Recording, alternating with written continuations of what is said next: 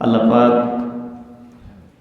যিনি আমাদেরকে পবিত্র জুমার দিন 2023 সাল প্রথম জুমা আল্লাহর মহান হুকুম আদায়ের লক্ষ্যে সর্বাগ্রে মসজিদে আসার সুযোগ দান করেছেন। সমস্বরে হৃদয়ের সমস্ত ভালোবাসা ভক্তি উজাড় করে শুকরিয়া দান সকলে বলছি আলহামদুলিল্লাহ। রব্বানা লাকাল হামদ হামদান কাসীরান তাইয়িবান মুবারাকান ফীহি। আল্লাহ তাআলা শুকরিয়া আদায় করে নিলাম। রাসূলের নামে দরুদ সালাম পড়েছি। এর ওসিলায় আল্লাহ তাআলা যেন যতক্ষণ আমরা মসজিদে অবস্থান করব আমাদের উপর আল্লাহর রহমের চোখ বর্ষণ করে, আমাদের উপর সাকিনা অবতীর্ণ করেন। সকলে বলুন আল্লাহুম্মা আমিন। তেলাওয়াত করেছি মহাবিশ্বের বিস্ময়কর কিতাব আল কোরআন আল কারীম এর প্রথম অবতীর্ণ আয়াত। কোরআন নামক গাইডলাইনটি আল্লাহ তাআলা যে আয়াত দিয়ে পৃথিবীতে শুরু করেছিলেন, সূরাতুল আলাকের 1 নম্বর আয়াত। আল্লাহ বলেছিলেন ইকরা বিসমি রাব্বিকাল্লাযী খলাক। ইকরা মানে পড়ো, আমরের সিগা, বিসমি মনে নামে, রব্বিকা মানে তোমার রবের, খলাক যিনি সৃষ্টি করেছেন। খলাকা ইয়াখলুকু মানে সৃষ্টি করা, তৈরি করা। মানুষ যখন পথ ভোলা ছিল, মানুষের কাছে পথ বলতে কিছুই ছিল না। পথের দিশা, পথের সন্ধান মানুষ জানত না। ঠিক সেই মুহূর্তে মানুষ মুহাম্মদ সাল্লাল্লাহু আলাইহি ওয়াসাল্লামের কাছে আল্লাহ তাআলা গাইডলাইন হিসেবে, মানবতার মুক্তির সনদ হিসেবে কোরআন আল কারীম নাজিল করেছিলেন আর বলেছিলেন, O Muhammad, recite in the name of your lord who created. পড়ো তোমার সেই প্রভুর নামে, সেই রবের নামে যিনি তোমাকে সৃষ্টি করেছেন। সুবহানাল্লাহ।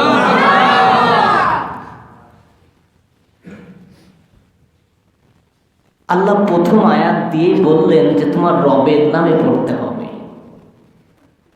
কোনো কিছু জানতে গেলে সবচেয়ে সুন্দর মাধ্যম হচ্ছে সে সম্পর্কে স্টাডি করা, লেখাপড়া করা।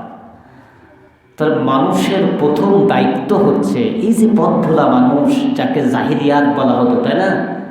এই জাহিলিয়াতের মানুষগুলোকে পথওয়ালা বানানোর জন্য সবচেয়ে উত্তম পদ্ধতি হচ্ছে রবকে চেনা। কাকে চেনা? তাফসীরের কিতাবের মধ্যে রবের প্রধান অর্থ এসেছে 29টা। কয়টা? 29টা অর্থ আছে রব শব্দের। তার মধ্যে কয়েকটি অর্থ আজকে আমি আলোকপাত করব ইনশাআল্লাহ। রব শব্দের 1 নম্বর অর্থ হচ্ছে প্রতিপালক। রব শব্দের অর্থ কি? প্রতিপালক। যিনি আপনাকে প্রতিপালন করেছে, যিনি আপনাকে লালন পালন করেছে। কোথায়? আপনি যখন দুনিয়াতে এসেছেন তখন আপনাকে হয়তো আপনার পিতামাতা একটু আশ্রয় দিয়েছে, হ্যাঁ, লালন পালন করেছে, বড় করেছে। কিন্তু পৃথিবীতে আসার আগেও তো আপনার একটা জগৎ ছিল, আমার একটা জগৎ ছিল। ছিল কি না? ছিল। স্টেশন বাই স্টেশন আমরা দুনিয়াতে এসেছি। আমার প্রথম জগৎ ছিল আমার বাবার কাছে। বাবার শুক্রাণু আর মায়ের ডিম্বাণুর মাধ্যমে আমি আরেকটি জগতে পদার্পণ করেছিলাম। প্রতিপালক, আপনাকে প্রতিপালন করেছে আল্লাহ। কিভাবে? এর ব্যাখ্যা করতে আমাকে কথাগুলো বলতে হচ্ছে। আপনারা সবাই বিচক্ষণ মানুষ। মায়ের ডিম্বাণুর একটা প্যাকেট আছে। পুরুষ যখন কোনো মহিলার সাথে মিলিত হয়, আপনার আমার মতো কোটি কোটি কোটি কোটি মানুষের অস্তিত্ব সাথে সাথে মায়ের ডিম্বাণুর প্যাকেটের দিকে ছুটতে থাকে। কোটি কোটি। মায়ের এই ডিম্বাণুর প্যাকেটের মধ্যে ছোট্ট একটা ছিদ্র থাকে, এই ছিদ্র দিয়ে মাত্র একজন মানুষের অস্তিত্ব প্রবেশ করতে পারবে। কয়জন? দৌড়াচ্ছে কতজন? কোটি কোটি। প্রতিপালক কাকে বলে? পিতা মাতাও তো আমাকে লালন পালন করেছে, কিন্তু পিতা মাতা তো আমার রব নয়। আমার রব কেন? আল্লাহ। সুবহানাল্লাহ বলেন। কোটি কোটি দৌড়াইতেছে। মায়ের ডিম্বাণু থলির মধ্যে এই হাজার হাজার কোটি কোটি শুক্রাণুর মধ্য থেকে একটা শুক্রাণু যখন প্রতিযোগিতা করে আগে চলে যায়, ডিম্বাণুর থলির মধ্যে যখন ঢুকে যায়, বিজ্ঞান বলছে ওই ডিম্বাণুর প্যাকেটের দরজা আল্লাহ বন্ধ করে দেয়, আর একজনও ভিতরে প্রবেশ করতে পারবে না। ওই একজনই এই পৃথিবীতে আসে। সুবহানাল্লাহ বলতে পারেন না? ঘটনাক্রমে যদি কখনো একসাথে দুইজন ঢোকে, তাহলে দুইটা সন্তানের জন্ম হয়। আছে কি? কিন্তু একসাথে ঢুকতে হবে। আগে পরে যদি ঢোকে তাহলে কিন্তু আর হবে না। একই সাথে যদি তিনজন ঢোকে, তিনটা সন্তানের জন্ম হয়। দেখেছেন কিনা আপনারা? আমার রব বলছে, ইকরা বিসমি রাব্বিকাল্লাযী খলাক, পড়ো তোমার প্রভুর নামে যিনি তোমাকে সৃষ্টি করেছেন। আরে সৃষ্টি কারে কয় রে মুসলমান? চোখ কানটা একটু খুলে দিয়ে বোঝো। যখন মায়ের পেটের মধ্যে আপনার আমার অস্তিত্ব তৈরি হয়ে গেল, 3 মাস বয়স, চোখ কান নাক মুখ সব তৈরি হয়ে গেল, বডি স্ট্রাকচার তৈরি হয়ে গেল, পেট তৈরি হয়ে গেল। যার পেট আছে তার খাবারের দরকার আছে না নাই? আছে। পেট থাকলে তো খাইতে হবে। পেটের জ্বালাই তো সবচেয়ে বড় জ্বালা। আজকে যারা ঘুষ খায় তাদেরকে জিজ্ঞাসা করবেন, ভাই ঘুষ খান কেন? কয় পেটের জ্বালায়। যারা জোন দেয় তাদের কাছে জিজ্ঞাসা করবেন, ভাই জোন দেন কেন আপনার খেতে? কয় পেটের জ্বালায়। রিক্সা চালককে জিজ্ঞাসা করবেন, রিক্সা চালান কেন? পেটের জ্বালায়। কিন্তু মায়ের পেটে যখন আমার আপনার পেট তৈরি হয়ে গেল, আমি তো রিক্সা চালাইতে পারি না, ভ্যান চালাইতে পারি না, আমি তো চাকরি করতে পারি না, ঘুষ খাওয়ার কোনো সুযোগ নেই, কিন্তু আমার তো খাবারের প্রয়োজন। কে আমারে খাওয়াবে? আল্লাহ বলেন, ও বান্দা, তুই যখন পেটের ভিতরে খাবারের প্রয়োজন, খাবার জোগাড় করার মতো ক্ষমতা তোর তৈরি হয় নাই, তখন আমি তোর রব, আমি তোরে ভুলি নাই। তোর খাবারের চিন্তা করিয়া তোর মায়ের মাসিক অসুখ খেয়ে আমি বন্ধ করে দিছি। তোর নারীর সাথে মায়ের নারীর মিল করে দিয়া আমি ইচ্ছা করলে ওই খাবারটা তোরে মুখ দিয়ে খাওয়াইতে পারতাম। পারতো কিনা? নাপাক রক্ত আমি তোরে মুখ দিয়ে খাওয়াবো না কেন জানিস? তুই দুনিয়াতে যাইয়া ওই মুখ দিয়ে আমি আল্লাহ তাআলা, আমি রবের জিকির করতে থাকবি।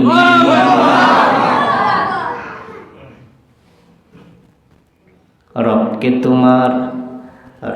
তোমার, দিন কি তোমার, রাসূল তোমার কে?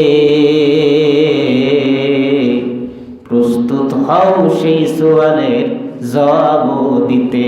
ও মানুষ, রবকে যদি না চেনা যায়, কবরে যেও শান্তি পাওয়া যাবে না। কারণ কবরেও প্রথম যে প্রশ্নটা করা হবে সেটা হলো, মান রব্বুকা, তোমার রবকে।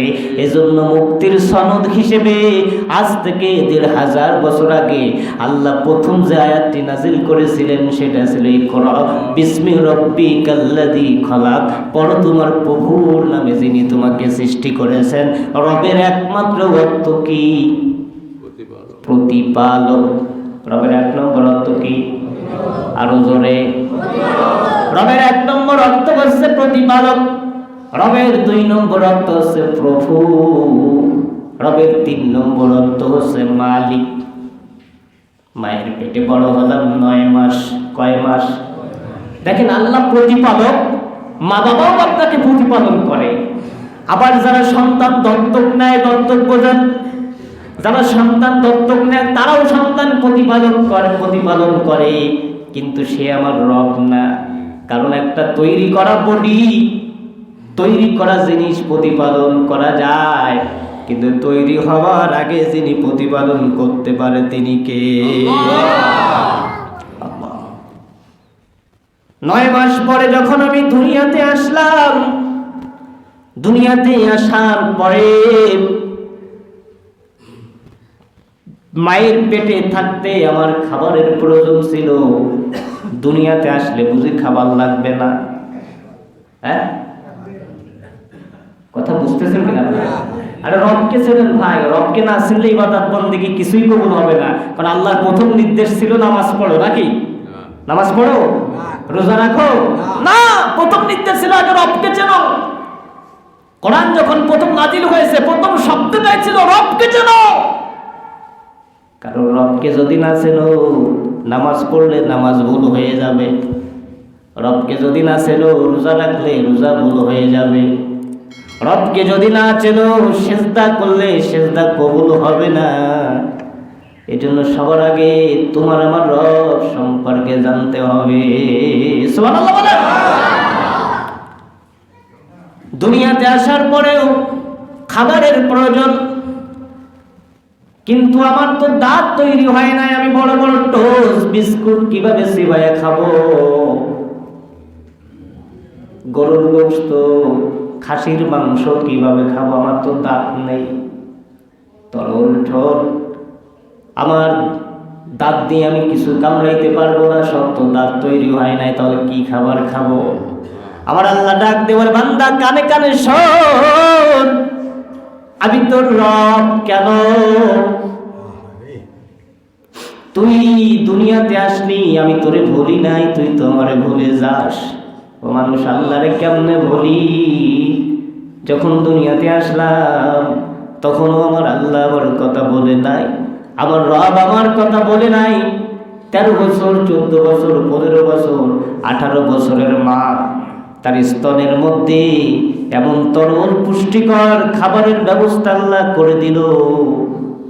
দুনিয়ার যে গরুর দুধ, ছাগলের দুধ, উটের দুধ দহন করে আপনি যদি গরম না করে খান, এটা আপনার পেটের জন্য ক্ষতিকর হবে। কিন্তু আমি ছোট মানুষ, দুনিয়াতে প্রথম আসলাম মায়ের স্তরে, এমন একটি তৈরি করা খাবার আল্লাহ তাআলা আমার আপনার জন্য তৈরি করে দিলেন। আমি যখন মায়ের দুধ পান করতে লাগলাম, আল্লাহ বলেন, ও বান্দায়, এই খাবারের মধ্যে এমন পুষ্টি তৈরি করে দিলাম, পৃথিবীর কোন খাবারের মধ্যে দুনিয়ায় আর কোনদিন এমন পুষ্টি তুই পাবি না।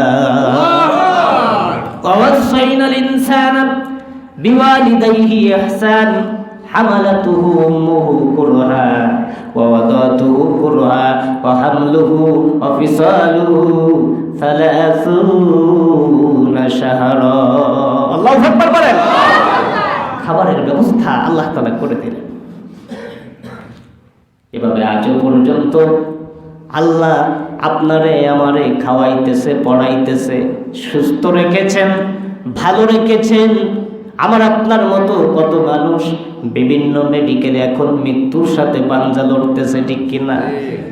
জুমার দিন আজান হয়ে যায়, বান্দা মনে মনে ভাবে হুজুরের আলোচনা শেষ হোক, মোটামুটি মুয়াজ্জিন ইকামাত দিক, খুতবা শুরু হোক, তারপরে যে বলবো, ও বন্ধু তুমি রবকে চিনতে পারো নাই, তাই তো রবকে সামান্য সময় তুমি দিতে পারো না।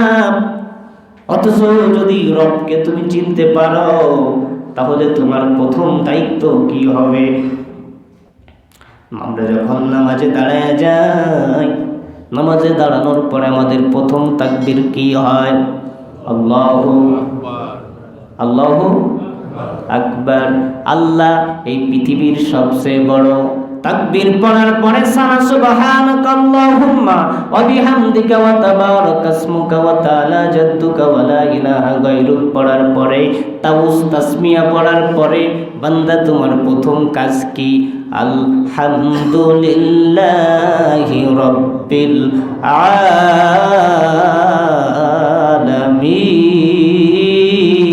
আলামিন। তার নিয়ামতের শুকরিয়া কেমনে আদায় করি, তাই বারে বারে ওই কদমে লুটিয়ে পড়ি। বলেন, তার নিয়ামতের শুকরিয়া কেমনে আদায় করি, তাই বারে বারে ওই কদমে লুটিয়ে পড়ি। খাদ্যহীনের দাও গো খাবার, দুঃখী জনে সুর, রাত্রি শেষে আধার কেটে দেখাও আলোর মুখ। আল্লাহু আকবার বলেন। খাদ্যহীনের দাও গো খাবার, দুঃখী জনে সুর, রাত্রি শেষে আধার কেটে দেখাও আলোর মুখ। তোমার দয়ায় যায় বয়ে যায়, তোমার দয়ায় যায় বয়ে যায় জীবন তরি, তাই বারে বারে ও তাই বারে বারে ওই কদমে লুটিয়ে পড়ি। কার কদমে? আল্লাহর কদমে। আল্লাহর সামনে যখন আলহামদুলিল্লাহি রাব্বিল আলামিন বললেন, তখন একটা শব্দ ব্যবহার করলেন, রব্বুল আলামিন, যিনি আলামিনের রব, আলামিনের প্রতিপালক। রব শব্দের মানে, রব শব্দের অর্থ যদি প্রতিপালক হয়, তাহলে ওখানে আপনি বলছেন আমার জীবন আল্লাহ প্রতিপালন করেছে, এটার প্রমাণ আমরা পেয়েছি। সূরাতুল ফাতিহার প্রথম আয়াতে আল্লাহ বলছে রব্বিল আলামিন, তিনি শুধু আমার আপনার প্রতিপালক নয়, তিনি আলামিনের প্রতিপালক। আলাম এক বছর, আলামিন বহু বছর। আল্লাহ তাআলা বলছেন যে বান্দা আমি শুধু তোরে খাওয়ায় পড়ায় বড় করেছি তা না, আলামিনে যা কিছু আছে সবকিছুর প্রতিপালক আমি আল্লাহ। সুবহানাল্লাহ। আমি গাছকে খাওয়ায় বাঁচায় রাখি, হ্যাঁ, আমি মাছকে খাওয়ায় বাঁচায় রাখি। আপনার পুকুরের মধ্যে আপনি কিছু মাছ দিবেন। আমাদের এলাকায় তো মাছের চাষ, হ্যাঁ, আমার পুকুরে মানে আমার বাড়ির সামনে বড় পুকুর, সেখানে মাছ দিয়ে দেখেছি সারা বছরে একটা খাবার দেওয়া লাগবে না, দিলেন না মনে করেন, খাবার দিলে অবশ্যই মাছটা বড় তাজা হয়, কিন্তু আপনি সারা বছর একটা পুকুর কেটে দেখবেন, মাছ দিবেন, ওই মাছে সারা জীবন একটা খাবার দিবেন না, এক বছর পরে আপনি উঠায় দেখবেন মাছগুলো মরে নাই, খাবার না দিলেও কি খেয়ে যেন মাছগুলো বেঁচে আছে। সমুদ্রে যে মাছগুলো আছে বিশাল বড় বড় তিমি মাছ, এই মাছগুলোকে কি আমরা টন টন মন মন খাবার খাওয়াই নাকি? কে খাওয়ায়? জোরে কর। পিপিলিকাকে গর্তের মধ্যে আমি আপনি কোনোদিন জামাই আদর করে খাবার দিয়েছি নাকি? হ্যাঁ, দেই নাই। পিপিলিকাকে কে খাওয়ায়? ও বন্ধু, আমাদের ঘরে যে মাঝে মাঝে চুরি করে ইঁদুর গুলা, ইঁদুর যদি আমরা কেউ পাই, ঠ্যাঙ্গা লাঠি নিয়ে তাকে মারতে দৌড়াই। ইঁদুরকে মারার জন্য কত রকম ফাঁদ পাতি। জীবনে কোনোদিন জামাই বা বিয়ায় আদর করে কেউ ইঁদুরকে খাওয়ায় না, বরং তারে ধ্বংস করার চেষ্টা করে। চিন্তা করে দেখেন তো, পৃথিবীতে ইঁদুর বেশি না কম? আছে না নেই? কে খাওয়ায়?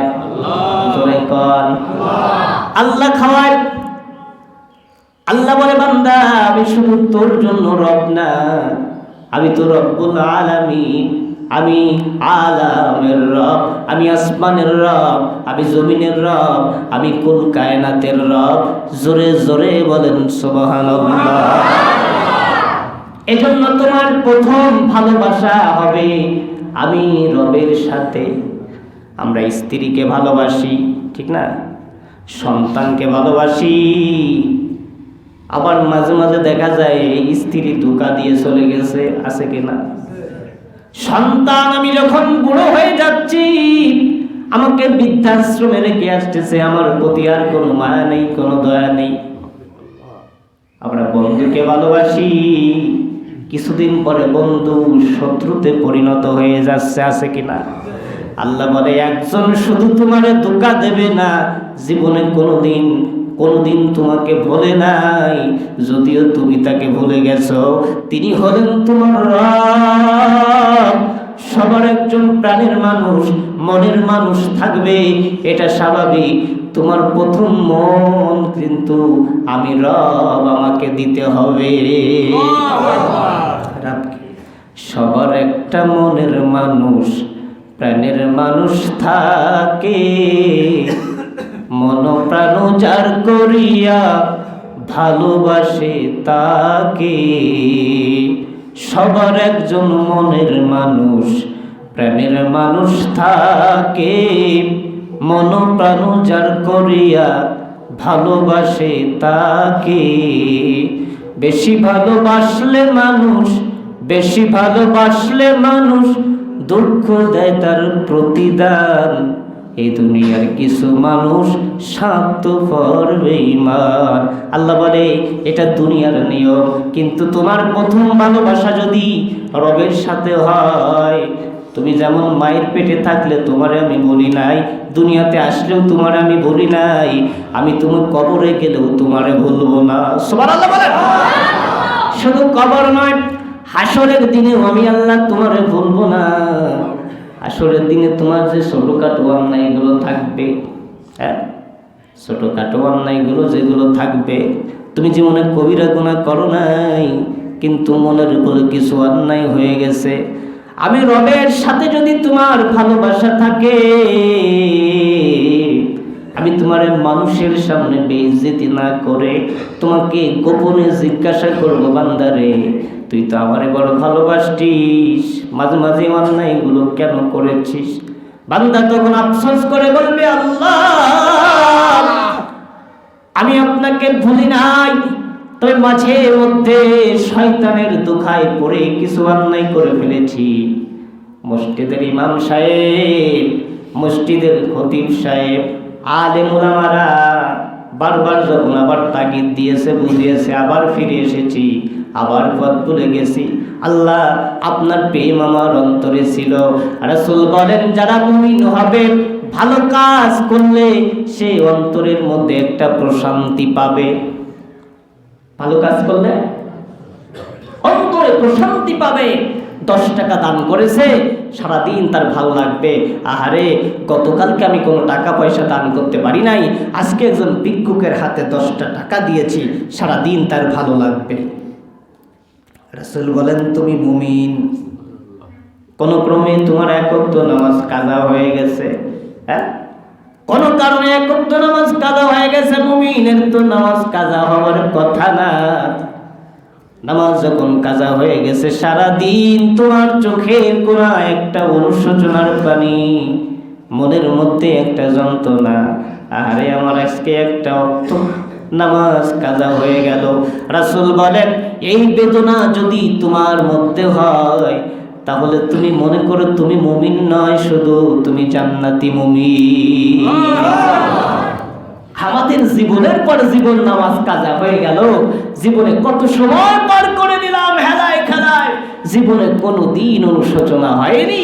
আহারে যে রব আমাকে মায়ের পেটে লালন পালন করেছে, যে রব পৃথিবীতে আসার পরে আমাকে খাবারের প্রেসারি দেয় নাই, আল্লাহ আমাকে প্রাকৃতিক ভাবে খাবারের ব্যবস্থা করেছেন, সেই আল্লাহর নাফরমানিতে জীবন পার করলাম, জীবনে কোনোদিন অনুশোচনা হয় নাই।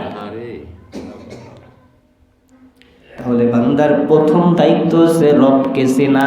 কাকে চেনা? আল্লাহ বলেন ইকরা বিসমি রব্বিকাল্লাযী খলাক, রবের নামে পড়ো।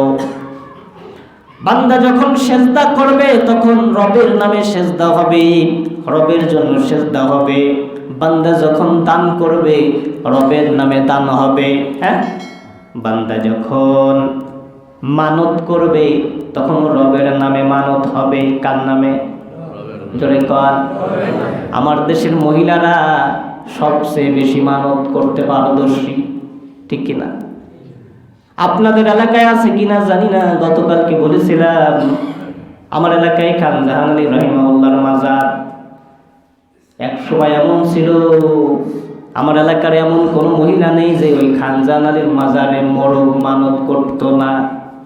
এখন অবশ্যই কমে গেছে। অথচ দেখেন রবকে যে চেনে না সে ভুল জায়গায় মানত পর্যন্ত করে ফেলে। মানুষের প্রথম ভালোবাসা কার সাথে? জোরে কর। অথচ আমার দেশে এমনও আছে কিরামান কাতিবিন, রোজ হাসরের দিন আল্লাহর দরবারে যদি করে অভিযোগ, বলবো দুনিয়ায় ছিলাম খাজা বাবার লোক। নাউজুবিল্লাহ বলতে পারা। কিরামান কাতিবিন একদিন অভিযোগ করবে কিনা? কিরামান কাতিবিন ইয়ালামুনা মা তাফআলুন। আল্লাহু আকবার। যা কিছু করি ভালো মন্দ সব কিরামান কাতিবিন লিখে রেখেছে কিনা? সব লিখে রেখেছে, কিয়ামতের দিন পেশ করা হবে। এই যে তোমার আমলনামা, কারো আমলনামা ডান হাতে দেওয়া হবে, কারো আমলনামা বাম হাতে দেওয়া হবে। এখন যারা এই দলে আছে, ভালো করে রবকে চিনতে হবে। দুনিয়া আপনাকে কেউ জান্নাতের পথ দেখাতে পারে না রব ছাড়া। এমনকি রাসূল সারা জীবন সে রবকে চিনার দায়িত্ব দিয়েছে। আল্লাহ নিজেই বলেছে, ও মুহাম্মদ আপনাকে আগে রবকে চিনতে হবে, তারপরে দাওয়াতি কাজ, তারপরে নামাজের কাজ, তারপরে রোজার কাজ। কোরআন নাজিল করে দিলাম, সবার আগে রবকে চিনে নেন। সুবহানাল্লাহ বলেন। এখন যারা বলে পানির নিচে বাতি জ্বলে ঝড় বাতাসে নেবে না, খাজা বাবার মুরিদ হলে নামাজ রোজা লাগে না, এরা কি রবকে চেনে? এখন কিরামান কাতিবিন যখন অভিযোগ করবে, তাদের কথা হচ্ছে আমাদের কোনো সমস্যা নাই। কিরামান কাতিবিন যখন আল্লাহর দরবারে অভিযোগ জানাবে, তখন আল্লাহর কাছে আমরা একটা সার্টিফিকেট পেশ করব। কি সার্টিফিকেট? ওই যে কিরামান কাতিবিন রোজ হাসরের দিন আল্লাহর দরবারে যদি করে অভিযোগ, আমি বলবো দুনিয়ায় ছিলাম খাজা বাবার লোক, আল্লাহ বলবে লাথি মেরে জাহান্নামে ঢোক। কারণ দুনিয়ায় আল্লাহর লোক হওয়ার কথা ছিল, রাসূলের লোক হওয়ার কথা ছিল, কোরআনের লোক হওয়ার কথা ছিল।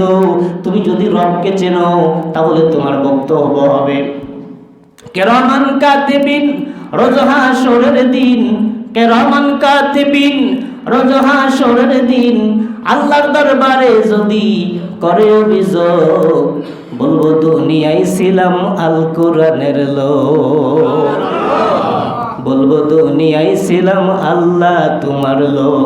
যারা আল্লাহর লোক হবে, যারা কোরআনের লোক হবে, যারা রাসূলের লোক হবে, আল্লাহ মহাব্বতের চাদর বিছায়া দিয়ে বলবে, যা বান্দা এই পথ দিয়ে সোজা জান্নাতুল ফেরদাউসে চলে যা। আল্লাহ বলেন, নবী হ্যাঁ গাইডলাইন দিয়ে দিলাম, পথ দেখায় দিলাম। সবার আগে রবকে চিনতে হবে। কাকে চিনতে হবে? রবকে যদি না চেনো, পারিবারিক জীবন সুন্দর হবে না। রবকে যদি না চেনো, অর্থনৈতিক জীবন সুন্দর হবে না। রবকে যদি না চেনো, বৈবাহিক জীবন সুন্দর হবে না। সংসারে অশান্তি থাকবে। হ্যাঁ, কেন? কারণ রবকে যদি তুমি না চিনতে পারো, তোমার সংসার জীবন ভুল দিয়ে শুরু হবে। আমি গত জুমায় ছিলাম না, তার আগের জুমায় আলোচনা করেছিলাম যে রবকে সবার আগে কাদের চিনতে হবে? সবার আগে রব চিনাইতে হবে। আমার যারা মা বোনেরা আছে, আমার বোন আছে, আমার মা আছে, আমার স্ত্রী আছে, এই মহিলাদেরকে যদি রব চিনানো যায়, রব ধারণা যদি মহিলাদের মধ্যে দেওয়া যায়, রবের সাথে যদি মহিলাদের প্রেম তৈরি হয়ে যায়, আমি আশা করি পুরুষদের আর বেশি ওয়াজ করা লাগবে না। কারণ তামাম পৃথিবীর পুরুষদেরকে নিয়ন্ত্রণ করে নারীরা। এটা কি আপনারা মানেন? মানেন কিনা এটা? মেয়েদের সম্পর্কে বেশি বেশি ওয়াজ করা দরকার। কারণ মেয়েরা তো বাংলাদেশে বারবার সরকার আছে না নেই? কেন মহিলাদেরকে দিন শিখাবেন? কারণ এই মহিলা যখন একটা সন্তান জন্ম দেয়, সন্তান জন্ম দেওয়ার আগে তার মিনিমাম 36টা আমল আছে। এই 36টা আমলের মধ্যে যদি একটা আমল মিস্টেক হয়ে যায়, ওই সন্তানটা অবশ্যই বদকার হওয়ার সম্ভাবনা বেশি। আর 36টা আমল, সহজ সহজ আমল যদি এই মহিলা করতে পারে, রাসূলের দেখানো কোরআন হাদিসের আমল যদি মহিলারা করতে পারে, আল্লাহর নবী বলেন এই আমলগুলো আমি শিখায় দিয়ে গেলাম, অবশ্যই অবশ্যই আমার আল্লাহ তোমার সন্তানটাকে ইউসুফের মতো চরিত্রবান সন্তান বানায় দিবে। তার ভিতরে 1 নম্বর আমল, সন্তান যখন পেটে আসবে তখন সে রবের কথা চিন্তা করে সবার আগে রবের কালামটা ধরবে, সূরাতুল ফাতিহা থেকে তেলাওয়াত শুরু করবে। 1 নম্বর কাজ হবে, আমার পেটে সন্তান এসেছে, আমি বুঝতে পেরেছি যতদিন পর্যন্ত সন্তান ভূমিষ্ঠ না হবে আমার 1 নম্বর আমল থাকবে আমি কালামে পাকের তেলাওয়াত করব। মহিলাদের দিন শিখালে জাতি ভালো হয়ে যাবে, মহিলাদের কোরআন শিখালে জাতি ভালো হয়ে যাবে। কারণ এই যে আপনি আমি যে এখানে কথা বলছি আর নিচে যে কথা শুনছে, বাবা ছাড়া সন্তান পৃথিবীতে জন্ম নিয়েছে নজির আছে, কিন্তু মা ছাড়া সন্তান পৃথিবীতে আসে না। আসে নাকি? মায়ের একদার দুধের দাম কাটিয়া গায়ের চাম, মায়ের একদার দুধের দাম কাটিয়া গায়ের চাম, পাগল বানাইলে ঋণের শোধ হবে না, এমন দরদি ভাবে কেউ হবে না আমার মা রে। বৃদ্ধা আনন্দে মাতিয়া সাগরে ভাসায়া সেই যে চলে গেল ফিরা আইলো না। মায়ে দরিয়া জঠরে কত কষ্ট করে, আল্লাহু আকবার, মায়ে ধরিয়া জঠরে,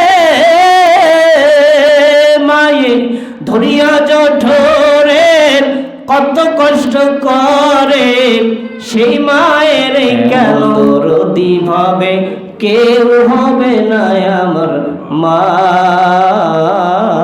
রে। রাসূল বলেছেন মাকে ভালো বানাও। রাসূল যখন দাওয়াতি কাজ করেছিলেন, রবকে চিনিয়েছিলেন, প্রথম কোরআন নাজিল হলে রবকে চিনানোর কাজ যখন রাসূল হাতে নিলেন, সবার আগে রব চিনানোর জন্য রাসূল খাদিজার ঘরে গেলেন। কার ঘরে? জোরে কর। এখানে আরো একটা এলান, সবার আগে রব চিনাতে হবে আমার মাকে, সবার আগে রব চিনাতে হবে আমার বোনকে, সবার আগে রব চিনাতে হবে এই পরিবারের যত মহিলারা আছে তাদেরকে, কেননা ভবিষ্যতে তারা মা হবে। আবার কেউ কেউ মা হয়ে গেছে, তাদেরকে যদি আমরা রব চিনাইতে পারি এই জাতি তো তারাই গঠন করবে। সে সন্তান জন্ম দিলে আব্দুল কাদের জিলানী হবে, সে সন্তান জন্ম দিলে খালিদ সাইফুল্লাহ হবে, সে সন্তান জন্ম দিলে এরশাদ শেখদার হবে না। কারণ নবী সন্তান জন্ম দেওয়ার আগে কয়টা আমল শিখিয়েছে? 36টা আমল শিখাইছে।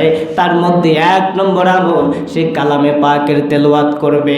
তাই আমার নবীর উপরে যখন রব চিনানোর দায়িত্ব এসে গেল, নবীকে বলা হলো নবী ইকরা বিসমি রাব্বিকাল্লাযী খলাক, আপনি আপনার রবের নামে পড়ুন। তখন নবী রব চিনানোর দায়িত্ব নিয়ে সবার আগে কার ঘরে গেলেন? খাদিজার ঘরে গেলেন। আর সবার আগে খাদিজাকে যখন রব চিনানোর কাজ নবী শুরু করলেন, আল্লাহ তাআলা কোরআন নাজিলের পরে প্রথম মুসলিমা হিসেবে হযরতে খাদিজাতুল কুবরাকে কবুল করে নিলেন। খাদিজার গর্ভে আল্লাহ তাআলা এমন সন্তান দিয়েছিলেন, এই সন্তান শুধু সন্তান নয়, আল্লাহ তাআলা দুনিয়ার বুকে এমন সন্তান তাকে দান করেছিলেন রব চিনার কারণে। আল্লাহ সে সন্তানের বেলায় বলেছেন, যেমন আপনি যদি খাতুনে জান্নাত ফাতেমাতুজ জোহরার কথা বলেন, নবী আমার বলেন জান্নাতি যত নারী হবে, জান্নাতি যত নারী হবে, যত মহিলা জান্নাতে যাবে, তার মধ্যে সরদারিনী হবে হযরতে ফাতেমা, সাইয়্যিদাতুন নিসাই আহলিল জান্নাহ। মহিলাকে আগে রব চিনিয়েছেন। এজন্য আপনাদের কাছে অনুরোধ থাকবে, আপনারা যে কোনো ক্রমে রব চেনানোর ব্যবস্থা করে দেবেন আপনার বোনকে, রব চেনানোর ব্যবস্থা করে দেবেন আপনার মাকে, রব চেনানোর ব্যবস্থা করে দেবেন আপনার প্রতিবেশী মহিলাকে। মহিলা যখন রবের সাথে প্রেম শুরু করে দেবে, দুনিয়ার সমস্ত প্রেম তার কাছে তুচ্ছ মনে হবে। আর তার পেট থেকে যে সন্তান জন্ম নেবে, এই সন্তান শাহজালাল ইয়ামিনীর মতো সমাজ সংস্কারের দায়িত্ব নিয়ে ঘর থেকে শুরু করে সংসার পর্যন্ত কোরআনের আলো জ্বালানোর কাজ শুরু করে দেবে। মাকে ভালো করেন, রব চিনা। আল্লাহ তাআলা সুযোগ দিলে আগামীতে সম্পর্কে আলোচনা হবে ইনশাআল্লাহ। বারাকাল্লাহু লানা ওয়া লাকুম ফিল কুরআনিল আযীম। আসসালামু আলাইকুম ওয়া রাহমাতুল্লাহ। যারা সুন্নাত আদায়